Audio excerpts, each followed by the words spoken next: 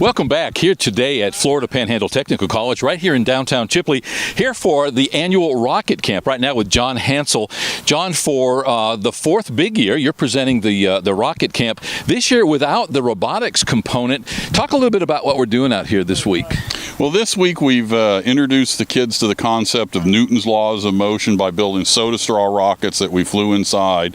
Then we got involved with a little bit better rocketry by building rockets out of soda bottles and flying them with water and compressed air, and learned about Boyle's gas law. Today we're stepping it up another notch. We're using motors that are propelled by black powder, and the kids have all built rockets. And so we've had a whole gambit of a little bit of physics. We've had to learn a little bit of geometry, a little bit of trig, so that we could figure out what we're doing all week.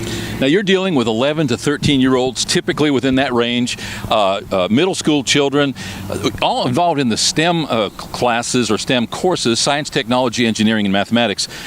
I am just totally impressed, and this is our fourth year of covering the event, and I'm still impressed. Some of these kids are just well advanced above what I would expect. The other day, watching you ask them questions, they know how long it takes to get to Mars. They know the escape velocity from the moon.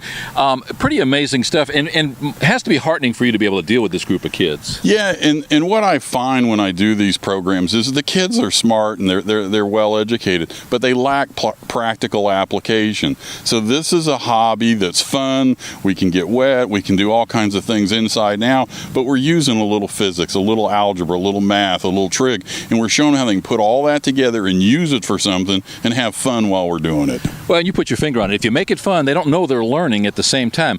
That said, these kids want to learn. These kids are great. We've had a great bunch of kids this week. Every one of them is picked up on everything we're doing. They've all built really nice little rockets. You know, barring the rain here, we're going to have a great little launch here in another 15 or 20 minutes. I'm excited. We're here on the campus of Florida Panhandle Technical College, again for the fourth big year. The Technical College making available the venue, but you yourself donating your time year after year. We've got other companies and corporate partners that come to the table. This is indeed a community effort. Yeah, it really is. I retired from the Navy base down in Panama City 5 years ago, so my time is free and available, and so this is my give back to the public after I had a really good career that the taxpayer paid for my education and career. Your time may be available, but I would beg to differ that it's free. We want you to know that we appreciate you taking that week every year, and we don't discount that. Just because you're retired doesn't mean that we shouldn't be taking advantage of that brain pool. How many guys out there, how many women, people in general, who have your kind of years of experience that we're really kind of discarding and not taking advantage of? Well, that's part of the whole STEM program. The last 2 weeks we were at FSU. We've exposed a mess of teachers to STEM. They now have contacts to engineers and physicists and chemists at the Navy base, so that we're trying to grow this, show that there's an outreach of pool and talent at some of the Navy bases and other schools and Air Force bases around here that you can tap on to bring people that have hands-on experience in the classroom and help these teachers keep the kids interested in the STEM curriculum.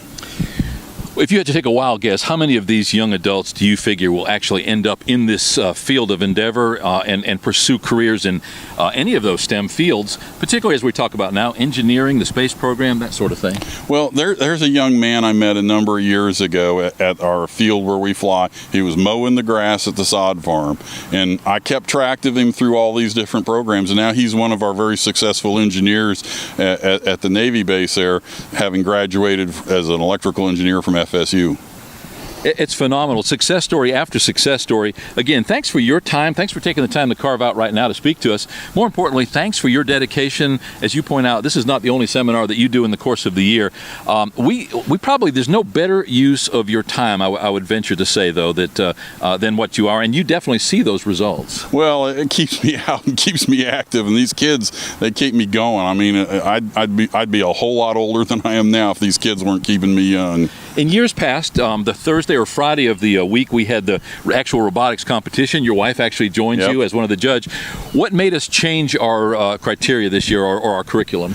I think Kathy Nelson has been so hooked on the rockets and all the stuff that I bring. I bring in a ton of my own rockets, videos, movies, stories, and stuff. And so she decided we had enough that we could make a whole week out of it. So this year, it's just all rockets all week. They've left the robotics and other things behind for this year. Well, you definitely are a one-stop shop. Again, you bring all of that, the history, the culture of that space program, your personal anecdotes. I've enjoyed listening to what you've had to share with the kids. I would imagine you're a great role model, certainly one that we would want to encourage versus maybe some of the sports figures that end up getting into trouble.